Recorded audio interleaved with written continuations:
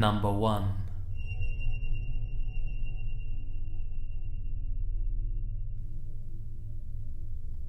I grew up in Detroit, Michigan. When I was in the 5th grade, I started going to a middle school named Dorothy Fisher Magnet Middle School. It was there that I met Patrick Selepak. We became really good friends very quickly. He was smart, funny, charming, good-looking, and kind-hearted. Or so I thought. We were best friends until I moved out of the city of Detroit and attended a different high school. We lost touch when we were about 15 or 16 years old.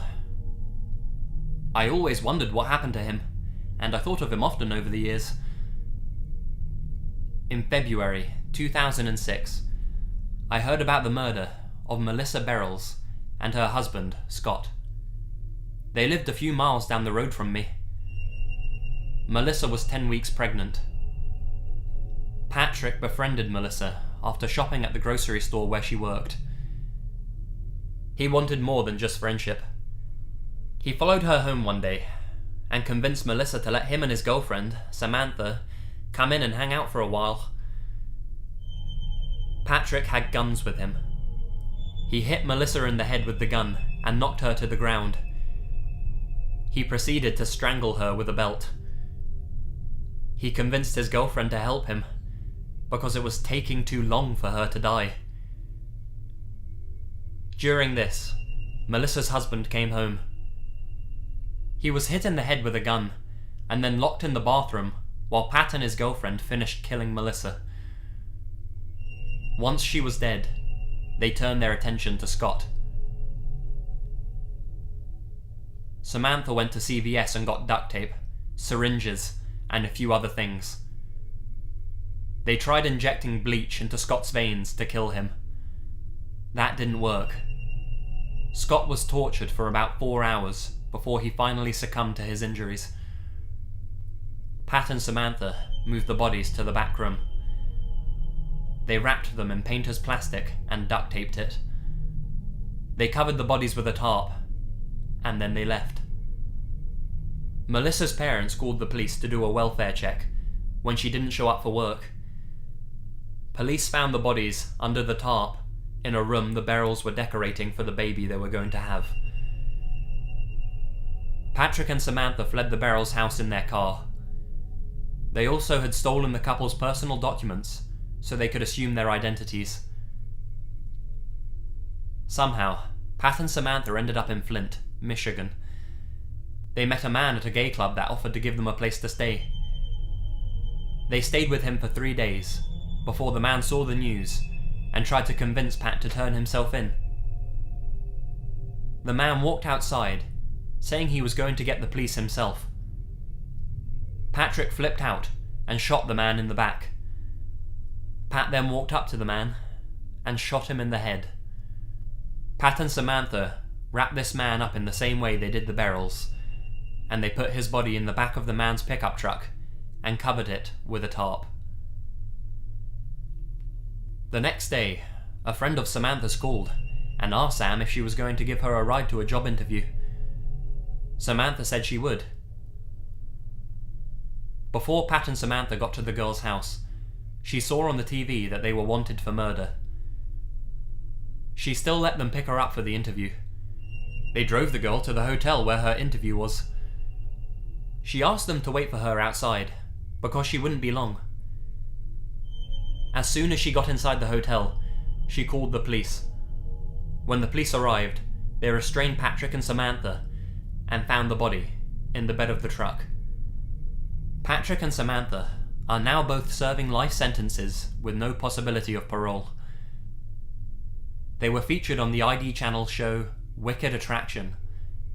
The title of the episode is Single White Male, which aired in 2009. If anyone would like to verify the story, there are millions of links on Google. Their full names are Patrick Selepak and Samantha Bakinski. Number 2.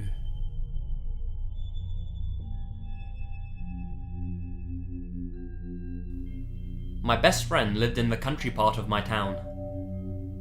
It was a small neighbourhood, and everyone knew each other.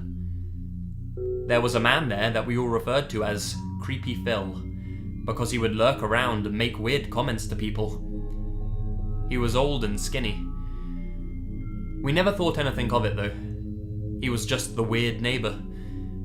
I remember one time we had a neighbourhood barbecue, and we invited all our high school friends over, which were both guys and girls. I remember Creepy Phil standing at the gate, not being a part of the barbecue, and asking the girls if they needed rides home. We just laughed and thought it was just plain old Creepy Phil. One day, Creepy Phil asked us to dig a retaining wall for his house, and he said he'd pay us. We agreed, for we were always doing small jobs like that to make money. I remember doing the job and noticing his backyard. The backyard was extremely cluttered with tons of garbage and sheds in the back. Creepy Phil would just sit there and watch us work. We finished the job and went home. A few months passed by, and I'm watching the news. There was a picture of a skinny old man and his wife being displayed on the breaking news.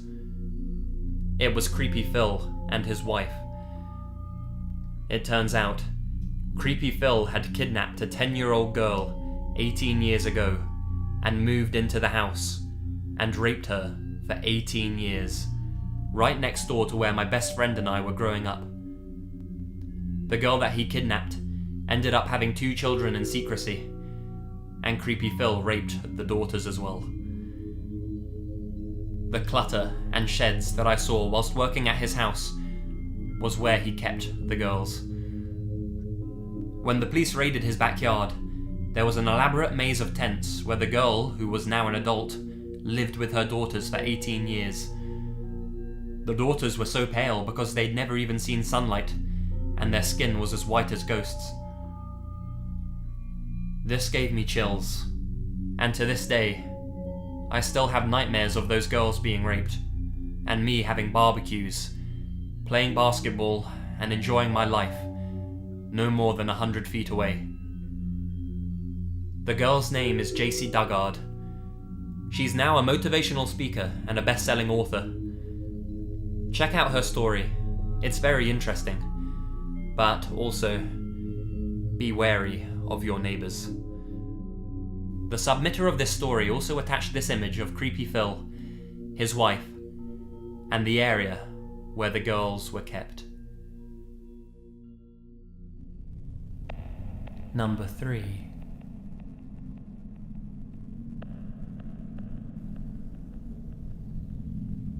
My name is Ned. I'm 33, soon to be 34, and I'm the only child of Ted Bundy survivor Carol DaRonch. Her story takes place on November 8, 1974, in a Sears parking lot in Salt Lake City. She was out shopping when a man, claiming to be a police officer, approached her, saying that her car was stolen. He asked her to go with him in his car down to the police station for questioning. Whilst they were driving, the man handcuffed her and tried to kidnap her.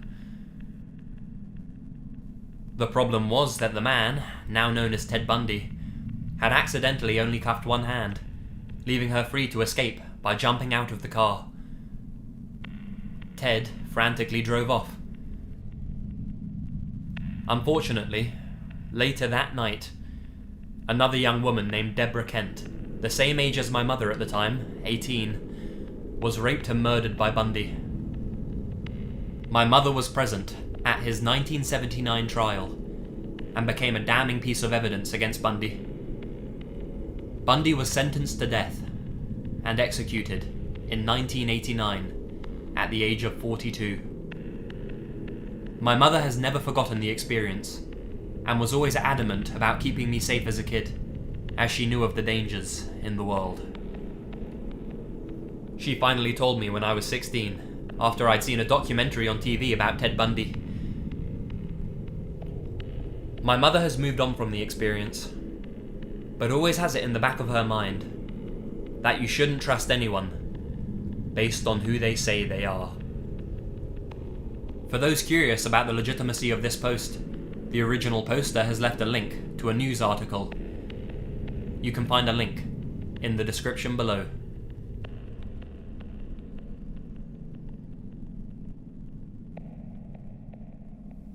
Number 4.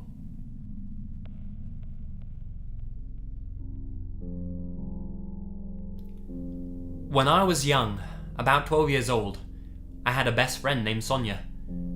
We did everything together. She'd stay over at my house every weekend. She lived right down the street, in a house that looked condemned.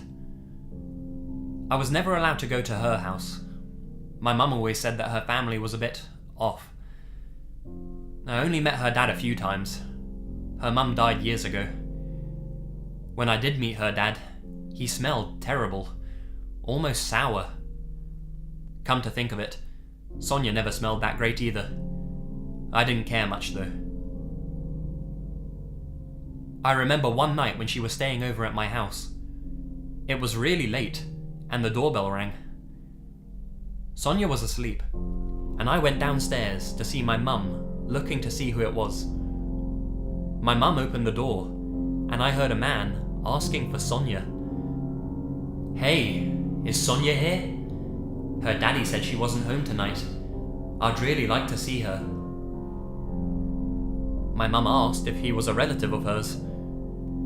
He danced around the question until giving up and leaving. My mum was really weirded out and called Sonia's dad. He answered, but was so drunk that my mum couldn't decipher anything he was saying. The next morning, my mum asked Sonia if she knew the guy that stopped by. My mum described how he looked and what he asked. Sonia looked up from her breakfast really fast. With wide eyes, she asked if he was here. My mum told her no. Sonia looked relieved. Sonia stopped showing up to school after this. I never knew why. I was sad for the rest of the school year. She wasn't in school and her house was empty. It's like she vanished. I actually remembered her last year and asked my mum if she remembered Sonia as well. My mum nodded her head and said, "Oh man, that whole thing was so sad." I asked what happened. Why didn't she tell me before? She told me that the man at the door that night looked like a big drug user. He kept messing with his junk and looking around nervously. My mum got worried for Sonia and called the police the next day. The police did their job. And apparently, Sonia's dad was prostituting her out to his friends. They would bring alcohol and some cash, and they'd take turns with Sonia. When they investigated further, Sonia told the police that her dad had raped her too. Sonia was actually pregnant with her father's child. My mum found all this out because she was a big help and friends with some of the police. Sonia went on to go and live with family somewhere else. We don't know what else happened. So Sonia, it would be nice to meet you again.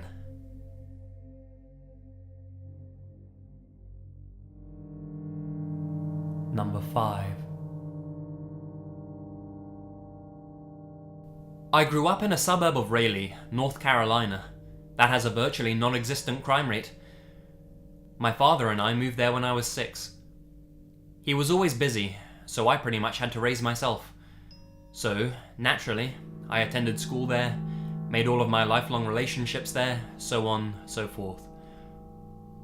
In 2008, I was a senior in high school. I had a very close-knit group of friends, primarily composed of people I'd known since middle school. One such friend had just recently come back from Holly Hill, which was our local mental hospital, after a suicide attempt. Matt had been gone for a couple of weeks. I saw him in the courtyard before heading to class. Unfortunately, I didn't really have time to talk, so all I had time to say to him was, "Welcome back, I missed you." I would have risked being late to class if I'd have known that that would be the last thing I would say to him. Matt had suffered from depression and dementia for years, but he kept a pretty good rap on the details, so none of his friends really had a big inkling on how severe it was until the aforementioned suicide attempt. We got out of school for Thanksgiving break, and one of our mutual friends messaged me on Facebook and asked if I'd like to go paintballing with them on the night of the 30th. I had to turn them down, because I had to go and see my grandparents the next morning for a late Thanksgiving celebration. It wasn't a big deal, just kind of a disappointment. Break came and went. We went back to school. Matt was absent again. There had been a rumour floating around that he had run away from home and gone to Washington DC to look for his birth mother. But I wasn't sure I believed that, especially that he would go off on this long-term trip without at least mentioning it to me first. In between switching classes, I called his cell phone to find it off. I didn't think anything of it. A few days later, during lunchtime, there was a buzz around the school that Allegra, our mutual friend from earlier, and Adele, someone else who I was more of acquaintances with than friends, had been taken out of class and arrested. We had no idea what had happened, but I had a strange feeling that it had something to do with Matt's absence. After that, all I could really think about was where Matt was, and the fact that Allegra sat right behind me during Shakespeare class, and that she was really tired, and she slept through the whole class on the day that we came back from the break. The school tried to keep everything quiet in regards to the students theorizing and talking to one another, but it was high school and word travels fast. When we weren't talking, we were texting each other about it. Our local news website reported, in an article, that 4 of Matt's friends had been arrested in connection with a body found in Allegra's parents' summer home. You guessed it. It was Matt's. 2 years afterwards, Allegra, Adele, and 2 other people from Matt's circle of friends went on trial.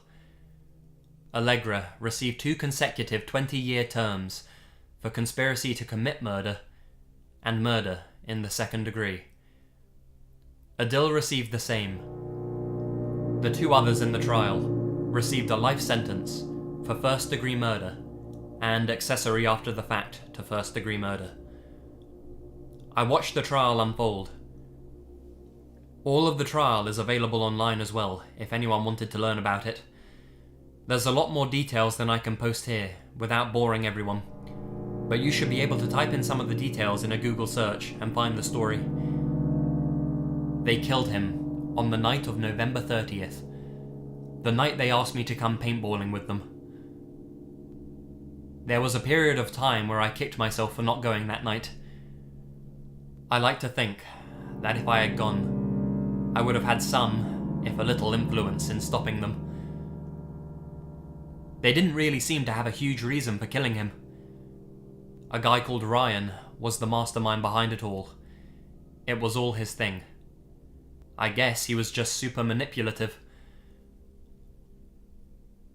Allegra said in the trial, "I just wanted Ryan to love and trust me again." So, people who I thought I knew and thought were friends of myself and Matt, fuck you. Note: links to videos of the trial can be found in the description below.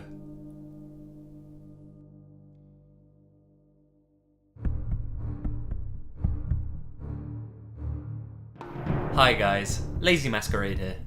Subscribe and join the Lazy Legion. We're 70,000 strong now, and that's truly unbelievable. I really appreciate all the ways in which you guys interact with the channel, be that through your comments on YouTube or your interactions on Twitter and Facebook, by sending me emails with your own experiences, or, however. So props to all of you for that. Thank you very much. Also, a major thank you to Anthony, who created the thumbnail for this video, and so many others in the past that I've done as well.